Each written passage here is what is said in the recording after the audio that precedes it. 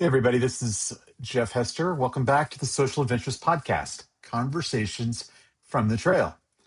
Today, we're going to talk about what happens when a simple goal like hiking 6 peaks turns into something much bigger. For a lot of people, the hardest part isn't the hike, it's getting started, finding your people, and believing that you belong out there. That's exactly what Way Out Wild, or WOW, is doing. They're creating a space where women can step into the outdoors, build confidence, and take on challenges they may have never imagined for themselves. So today I'm joined by Carolina Montero and Nikki Taylor. We're going to explore how their community is using the Six Pack of Peaks Challenge as a launch pad for still bigger adventures and the transformations they're seeing along the way. All right, so let's get into it.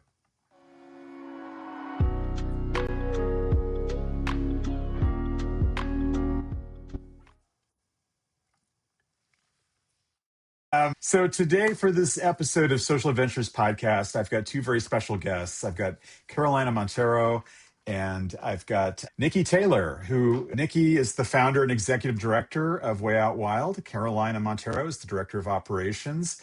And thank you for joining me. Welcome to the Social Adventures Podcast. Thank you so much for inviting us to join your podcast. We're really excited to talk with you and to tell everybody what we're all about. So give me a quick, like a high level view. So for anybody who's listening, who's never heard of Way Out Wild, what is Way Out Wild? What is it about? So, Way Out Wild is an outdoor adventure nonprofit company. We started as a hiking group about 3 to 4 years ago, and from there it blossomed. And myself and Carolina had this crazy idea of wanting to do more and wanting to get more women and more people in the community outdoors, and to do it in a way that was not only to do it in a way that was inclusive, and that inclusivity for us included economic inclusivity, and which meant that we wanted to make sure it's like, how do we get people to go outside while keeping the costs low, because we all know that outdoor adventures are very expensive. And so we had this crazy idea, hey, why don't we become a nonprofit company? And so that's who we are. We are a women-led company that provides trips and outdoor educational courses for women. But we do have co-ed offerings, because we understand that in the greater Los Angeles community, there is a need for more outdoor education and also backpacking guides and other outdoor trips. But we primarily focus on women. So we're led by women for women. Okay. So tell me a little bit what you saw as missing in the outdoor community, because you mentioned you started as a hiking group. There's a lot of hiking groups, especially down in Southern California, which is primarily where you're based, right? Southern California. Yeah. So Yes. what's the gap that you're filling? So one of the things that we recognized and realized was that, as despite there being a ton of hiking groups in Southern California, a lot of them were led by men, and a lot of them were targeted towards our male counterparts. And so we felt that we observed that there was a need. And as you know, we originally started with these co-ed outdoor hiking groups.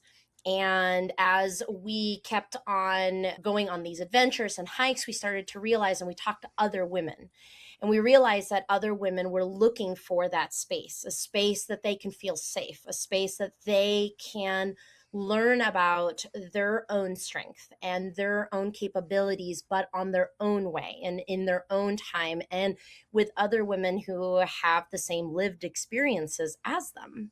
It's not Hmm. saying that women can't learn from men and women cannot be successful in the outdoors with or without men. It was just more that women needed that space, and we wanted, so we basically thought, you know what, we need to provide this space, because there aren't a whole lot of outdoor groups in Southern California that are primarily geared towards women.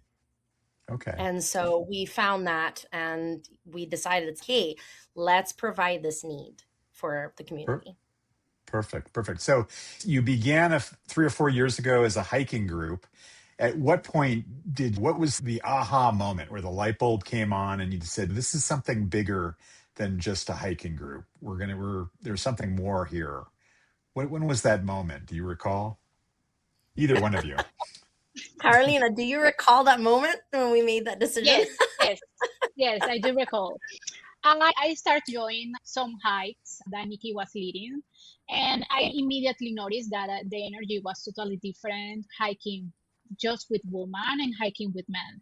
Usually, the men are more competitive. So, in that way, you have to try to show out like you are capable as same as them. When you are just with women, you just show out as yourself.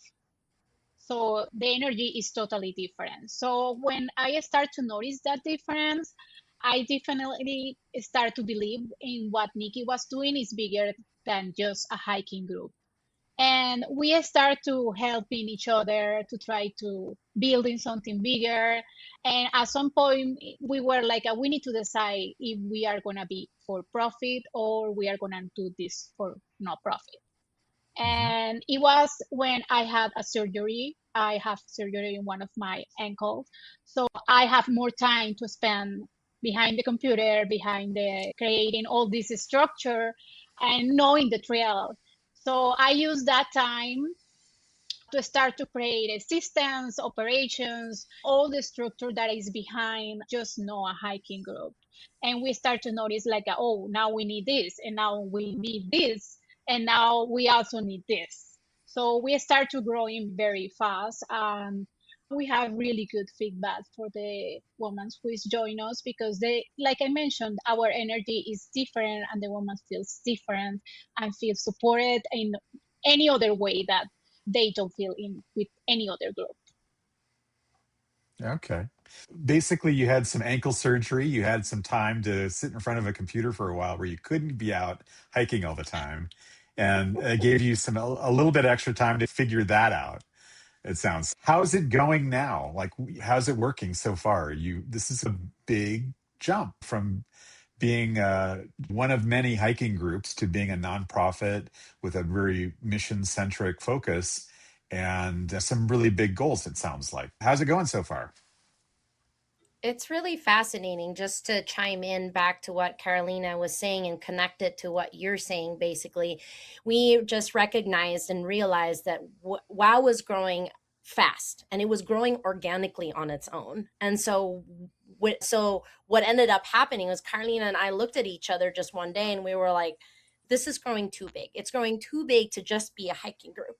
We desired structure, and that was what we were known for. Just like Carolina was mentioning, we were not only known for the environment that we created, but we started getting known for our structure, the way that we structured our hikes around safety, that it was not competitive, that we were giving women all these different opportunities to come in and start somewhere easy, but also to push themselves on something difficult. And so now it's still growing. It's growing so fast. So whenever people ask me, it's, hey, what is your vision for Way Out Wild in the next year or in the next couple of years?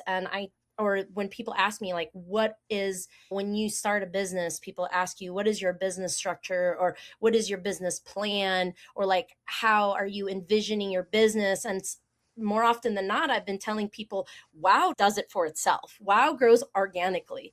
We're just catching up to it. It's fascinating to see how this idea is growing on its own. We're the ones that are just trying to keep it following this one singular mission to keep it in the reins so that it's not out of control. But wherever WoW goes, that is literally where we're going. It leads itself. We're just the one guiding it and helping it steer it in the most effective way where it can fulfill whatever it is that it wants to be, and which is basically our mission, which you'll, yeah.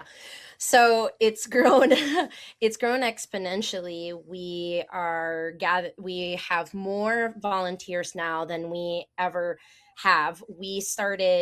When we started growing this thing seriously, it was just myself, another two other friends, and Carolina.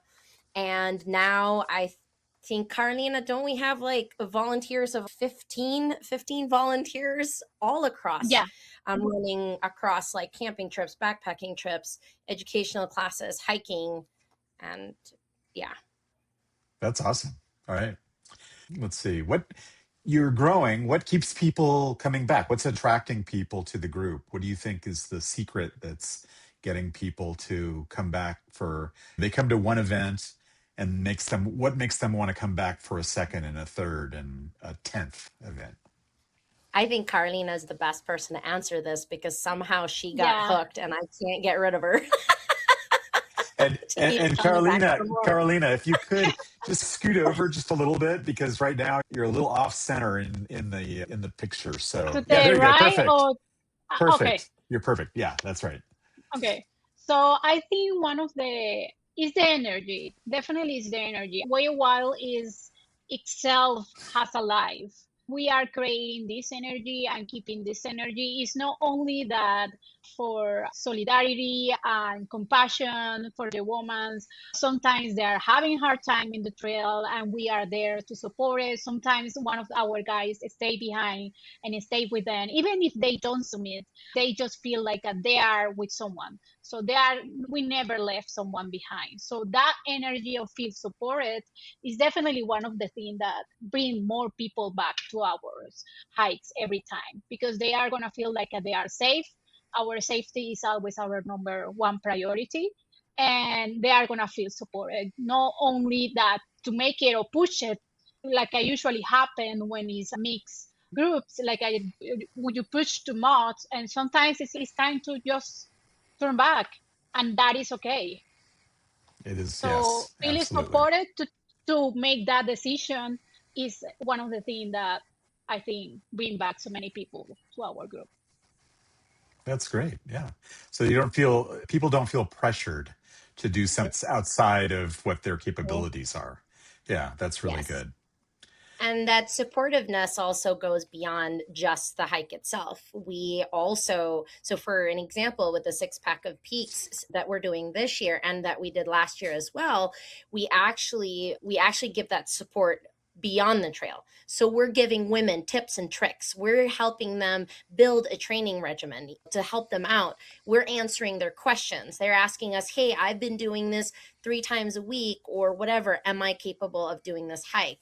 We're telling them how to prepare, how to hydrate, how to fuel. So it's going beyond just supporting them on the trail. Like, our goal is to support you to finish. Like, we want you to finish, but we're also very supportive in a way that there's no pressure if you don't, and maybe this is not the year for you, or this is just not your day, and being okay with that. The mountain will always be there, as they say, right? Yes. We always say Yeah. That is that. The correct. mountain will always be there, but you won't. Yeah. Yeah. So you talked about the 6 pack of peaks. You did the 6 pack of peaks as a group last year. How did you discover the 6 pack of peaks and talk a little bit about how you used it last year as part of training for something bigger?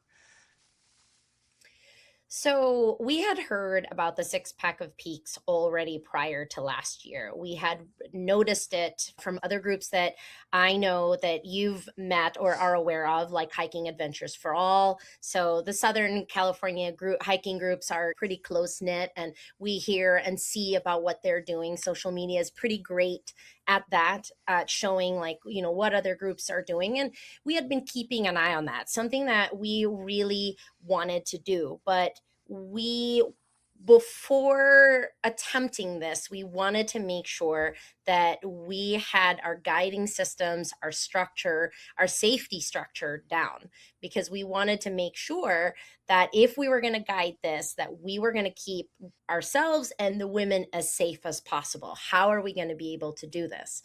So we started attempting just a couple of them, not part 6-pack of peaks. We did Mount Baldy, we did San Jacinto on a different year. And from that, we gathered as much information as we can in order for us to make that decision. Okay, we have all of the structures and the safety protocols in place. Let's go for the 6-pack of peaks.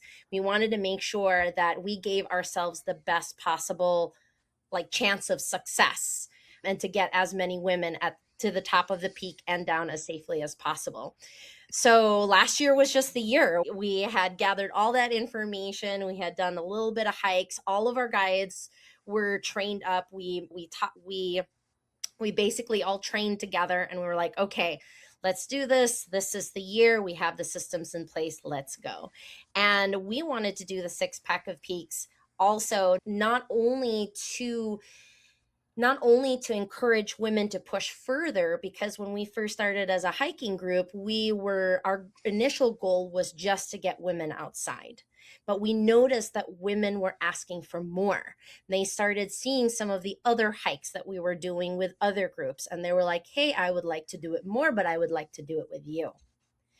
So hence the 6-pack of peak also actually worked in that way, because we wanted to introduce it to the women who wanted to push themselves and wanted to go further.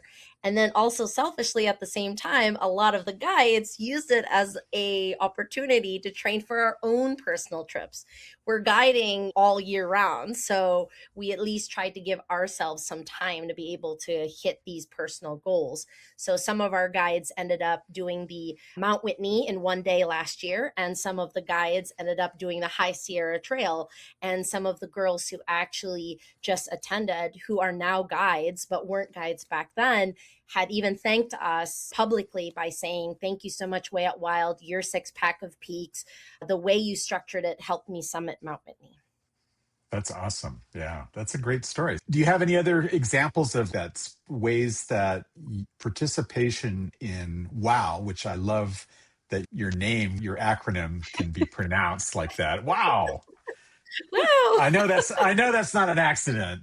I know that's not an accident, but I love it. What are some other, I don't know, testimonials or transformative stories that you've heard from women who have gone through, and it doesn't have to be the 6-pack of peaks. It could be just a local hike even, but the experience they've had and what it's meant to them. Do you have some examples of some of those? Carlina, I I'm have sure some you. examples. Yeah, I have some Yes, I know examples. you do. Yes. One of the examples that I have is one of our hikers. Jesse tried to do the last year Strawberry Peak. Strawberry Peak seems to be it's not a big hike, but for some of them, it can be very difficult. She wasn't able to complete it at that time, and she was very frustrated. We have to turn back part of 2 guys go back with her down. So she feels very supported, but at the same time, she feels like a very defeated because she wasn't able. So we provided some information, how to train, how to prepare, and we explained, maybe this is not the year for you, you have to train it more. So this year, Jessie submitted a Strawberry Peak, and she was super happy that she was able Oh, to do yeah. it with all the preparation that we give it to them. Yeah. So also I have another example. It was for Aldi. Baldi is very famous here, and we Oh, have a yeah. very big group. And I was at the back with 2 of the girls, and they were like, "I'm not able to do it. I'm not able to continue. I'm going so slow." And I was like, "It's not about the piece. It's about the how you are gonna make it." So we go slow, and they arrive to the summit, and they cry when they arrive to the summit because it was a very big deal for them just submitting Baldi. So now and then they are hiking all the way, and they feel safe, and they feel like they can. That is a possibility for them hiking different places here in California. That is awesome. I know Mount Baldy is a great example because it's one of those peaks that you can see from a lot of places around the Southern California. You can look in that direction and see, especially when there's snow up there, it just is so iconic. And to think I went up to the top of that, it helps you realize what you are capable of as a person. and you can surprise yourself in some ways. And I love that you guys are preparing people and helping them really think about what they need to do before they even start. The six pack of peaks as a point in case, an example, when I was talking to somebody yesterday about this and how we got started and telling about the origin story for that. And it started when my wife and I were training for the John Muir Trail. So that was our big adventure, not the High Sierra Trail. We did end at the top of Mount Whitney, so a similar vertical goal. But the six pack of peaks, that's where that was the genesis of that. So that was part of our training program to prepare for that. But before we even did Mount Wilson in that, we were doing 10, 12, 14-mile hikes just locally in Orange County and working to try to get a lot of vertical gain. Even though we were doing a lot of up and down, we weren't getting elevation, but we were still getting in 2,000, even 3,000 feet just in local regional trails. And that's, I think, what you need to do, like to know I can do the mileage, I can do the vertical gain. Now let's see if I can do the elevation, add that into the mix. And it sounds like that's exactly what you're looking at. Let's talk a little bit about what kinds of opportunities the people who've done the six pack through WOW, what that unlocks for them. What does that unlock for them for other adventures that they could do? What are some of the things? Like you mentioned, Mount Whitney in a day, the High Sierra Trail. Do you have some goals for this year?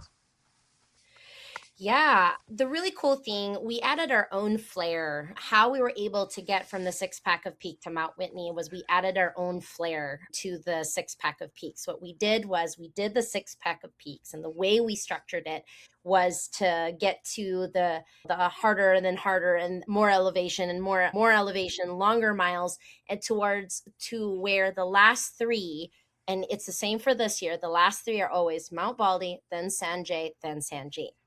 Works very perfectly at that acceleration. And the flare that we added last year and that we're adding this year is we end it with White Mountain. It is the most accessible and the easiest 14er to do. Although 14ers are not easy, they're still hard for your average person or for anybody. It is still extremely hard to do, but we end it with that 14er. And from that 14er, the women are able to get that experience for themselves, to be able to know what it feels like to be in that elevation. And so from there, so with White Mountain, which is at 14,000 feet and only maybe 14 miles, but you have Sanjay, which is 20 miles, you're basically just marrying the two, which equals Mount Whitney. So we have a few girls who actually just won the lottery for Mount Whitney again this year. So they're excited to use the six pack of peaks as training grounds.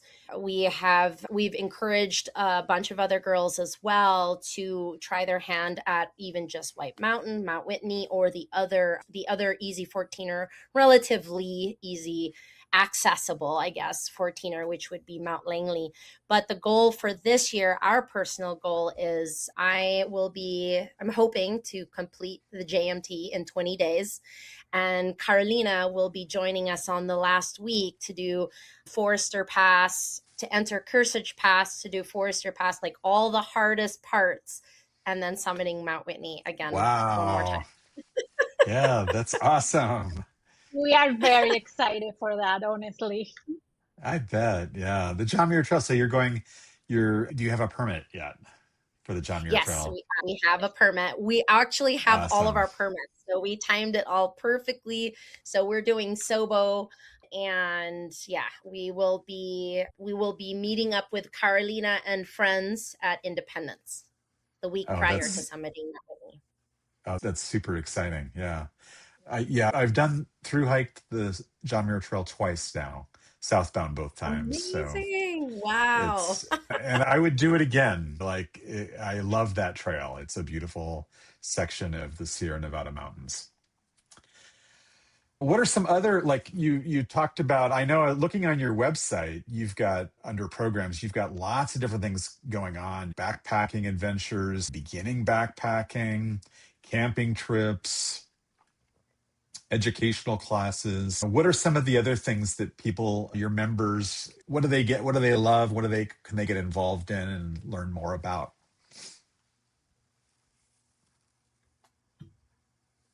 Carlina, you can answer that. We are deciding who is going We're to, just going to because put you right on the spot. our very signature for us is the beginner backpacker class. The beginner Okay. backpacker class is a weekend, overnight. It's all include. The person doesn't have to buy any gear or anything, just the basic for them. We provide the backpack, the food, the tent. So it's like I try to teach them and have first experience backpacking, and try to teach them and training in the best way how we can conserve the nature and how we can live inside of the nature, at least for a weekend, Mm-hmm. and how filter water, how use the resources that you have.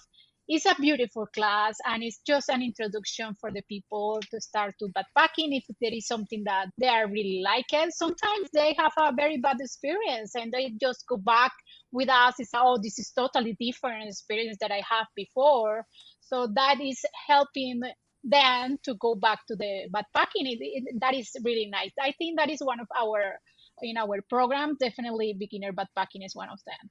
And after that, if you feel comfortable doing the backpacking, we have backpacking adventures, and we have different places. We have one of our famous was the last year. It was in Channel Island, and it was 3 days, and all the women arrived with different stories. And this year is sold out again. So Oh, it's that's very very cool. Yeah. yeah, it's very accessible financially for all the women, and is there it has many hikes and they have many adventures to do there. And yeah, it's, and the guys just go back, and Nikki go back for guiding a camping trip, and it was in the Sierras, and it was super nice. Also, they were for that kind of women that they don't feel comfortable backpacking. We also provide adventure, just camping, and they have a really nice time over there. That's Yes. awesome.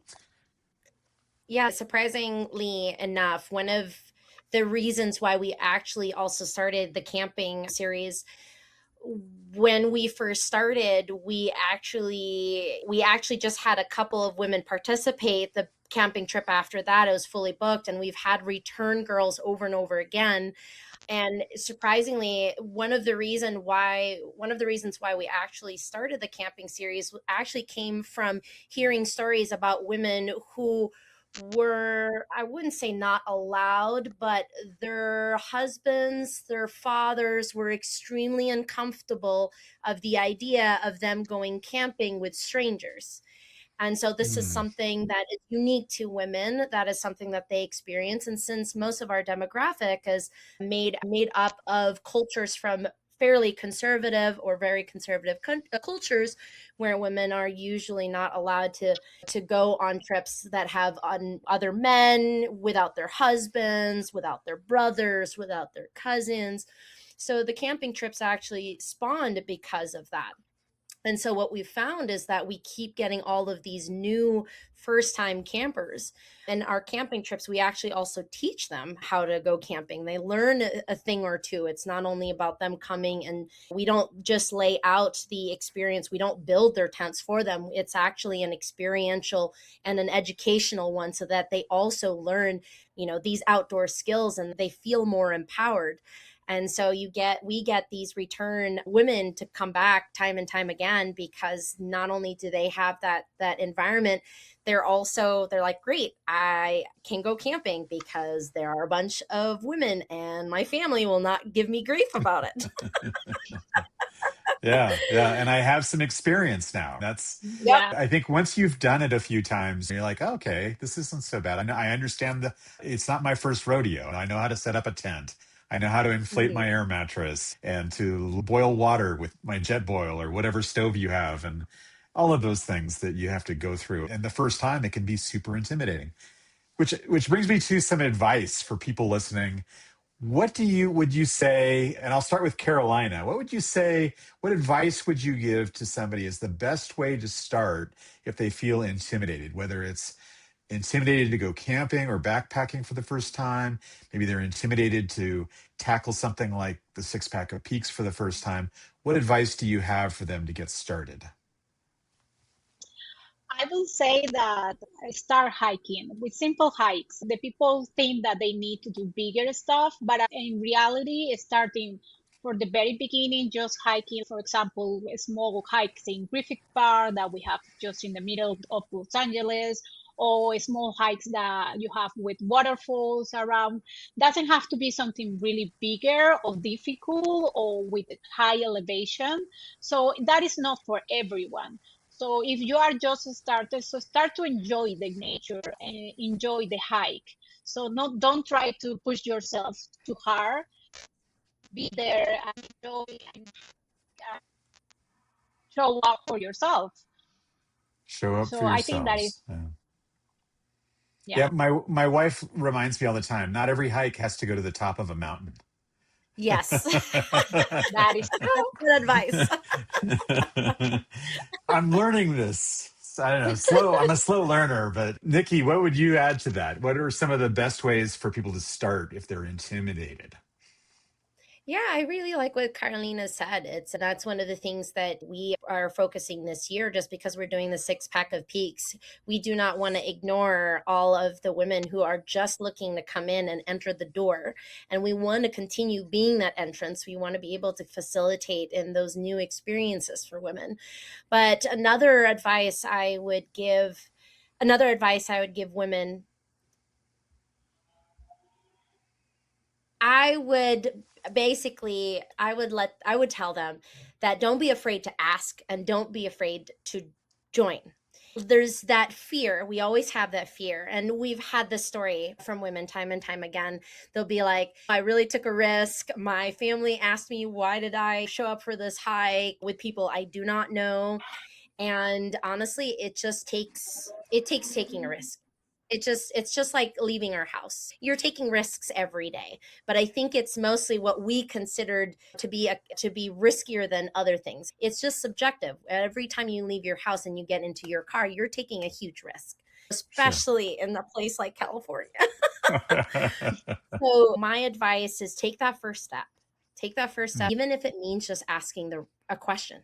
We get women who pop into our DMs and just ask, it's, hey, I've been thinking, great. If you're thinking, let's talk about that thought. What thought is that? Where is that thought coming from? And where can that thought lead you? Like, we're more than happy to talk to you, about that thought. And then also just if you're interested or just taking that leap and going on an easy hike, you don't have to commit to something big. Obviously, that's a lot scarier. You don't know what the group is all about. That's fair. We're meeting you for the first time. You're meeting us for the first time. That's very fair.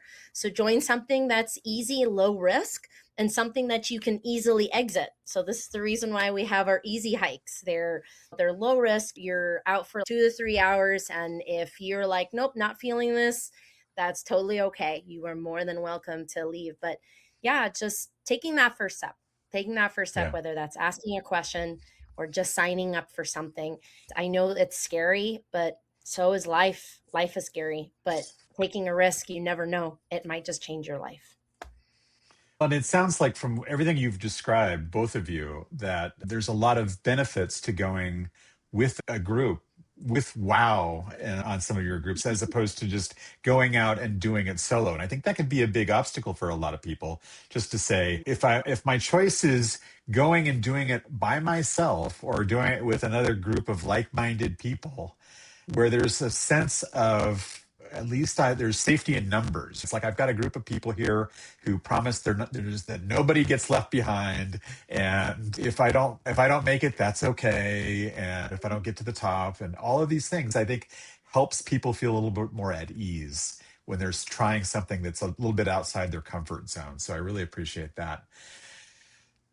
Nikki, so tell me, what's one thing that maybe you saw, maybe one mistake that beginners made, if you think back to like when you were starting out, what's one mistake that beginners make, and how can they avoid that? Is this like just beginners in hiking or backpacking or whatever outdoor activity? Your choice. My choice, I think one of the biggest mistakes, or at least one of the misconceptions that people have about the outdoors, is that it is similar to how they handle the front country. We are raised to handle the front country, right? We know not to go down this dark alley. We know if we go to this part of downtown, it's sketchy, let's not go there. We learn all of these things, right? We learn from our parents, we learn from our environment, we learn from our friends, we learn from society, all of these things. But more often than not, people think, hey, let me just go to the outdoors because I learned how to handle the city. It must be similar. But it isn't. Even something as simple as the kind of shoes that you're even wearing. I train myself and Carolina and a bunch of our other guides during the week. We train at Griffith Park. And time again, we see, and we're very happy and encouraged and inspired that people are getting outside. That is really amazing. But we see them struggle just to, especially at Griffith Park, there's a lot of loose rock and a lot of loose scree on some of those very steep sections of the park, and we see people just slipping and sliding and struggling and just being all nervous going up and down. And an experience like that can just also make them turn away from hiking. They're like, that was too scary. I slipped, fell, gashed my or scraped my knee or something of that sort. And it's just something as simple as, hey, I actually need just a different pair of shoes to be able to do this and have a more positive experience. And this is true also even for our backpacking. I made some pretty big mistakes, and this is the reason why the beginner backpacking class is our flagship class. I built the curriculum out of my own experiences that I hope that nobody else will ever get to experience. And that could have changed my whole outlook on backpacking or the outdoors. I'm glad it didn't. But that's the thing. It's just that, and again, this also leads back to why Way Out Wild focuses and ties in education in all of our programs, even in hiking, because we really believe in furthering outdoor education. We believe that this is not something that most people grow up learning. And if you grow up learning these things from your parents, from your schools on how to handle the front country, why aren't we learning and are given the tools to be able to handle the backcountry? The front country and the backcountry are totally two different spaces that have zero similarities. And yet we think that, hey, I'm an expert at the front country. I got these street smarts. I can just walk out into the backcountry and transfer those street smarts. And they're not the same. Yeah. So that's the biggest misconception that people have. And then we see all of these accidents that happen during the summertime, just even here at Griffith Park, where people get rescued, which is unnecessary. That's not something that needs to happen or should have happened. But I don't blame them. My heart goes out to them. It's not something, I'm not upset. I'm not mad. I just feel that if only people had more education, if they had more access to these things, if they knew about what it's like to be on these trails, to be in the outdoors, then they'll be better equipped to be able to handle and take care of themselves and recreate enjoyably. For sure. Yeah. All right. Let's talk a little bit. Let's kind of wrap up. I want to let you guys, maybe Carolina, if you could tell us, where can people find out more about Way Out Wild, and how can they connect with you? You're just going to keep We saying, wow, he's enjoying it. Wow. Wow. Sorry, I didn't mean to interrupt. Actually, that is love something that we using do it. when we do on the top of the mountains. We make a video. We usually make a video. We are usually that called like a wow, and it is really nice. It's our signal for our summit. I will say our big platform is Instagram.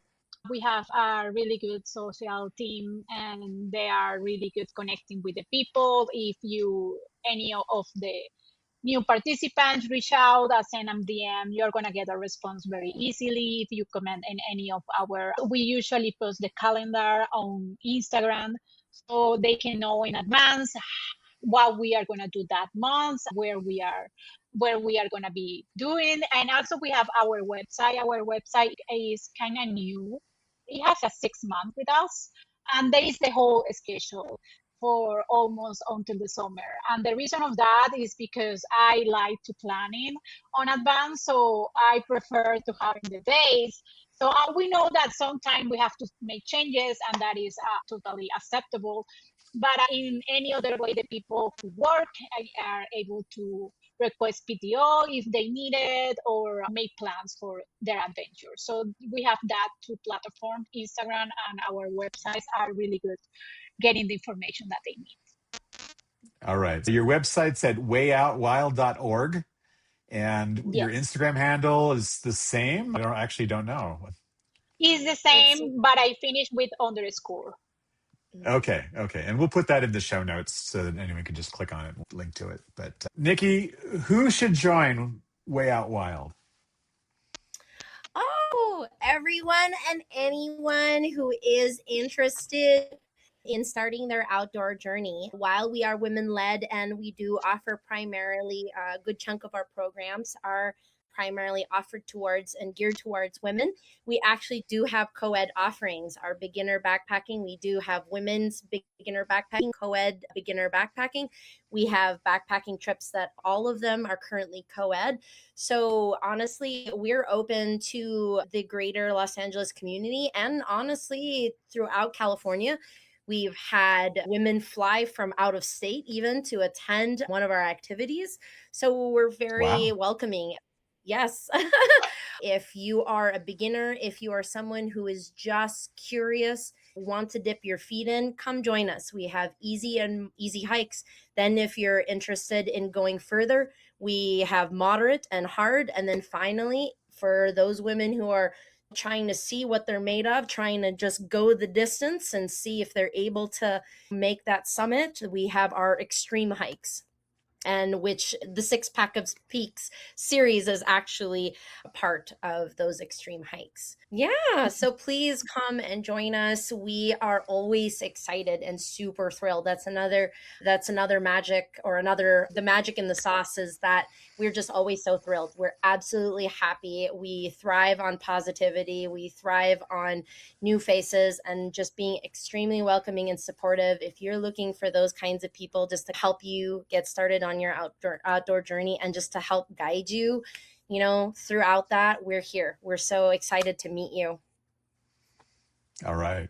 Nikki and Carolina, I really appreciate you taking time to talk with us and to introduce WOW to our audience. And I hope that you have a wonderful program of hikes on your calendar, just kind of looking through your website at all of the things that you have: hikes, backpack trips, camping trips, all of the things.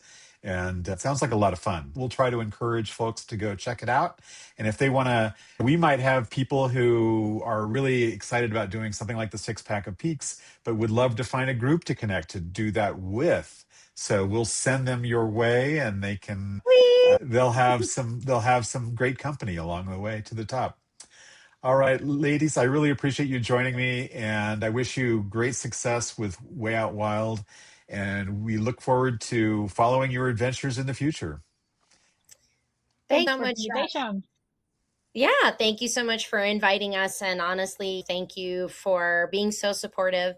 Thank you for answering us when we were bugging you. We believe in what you're doing. The 6-Pack of Peaks has been absolutely just incredible to see it in the community and thriving in the Southern California community. And just, we wanted to be a part of that. And we wanted to extend that also to the women in our community. So thank you so much for being so welcoming to us and for continuing your mission and just for letting us be a part of it, honestly. All right. My pleasure. I finished the recording. So all right.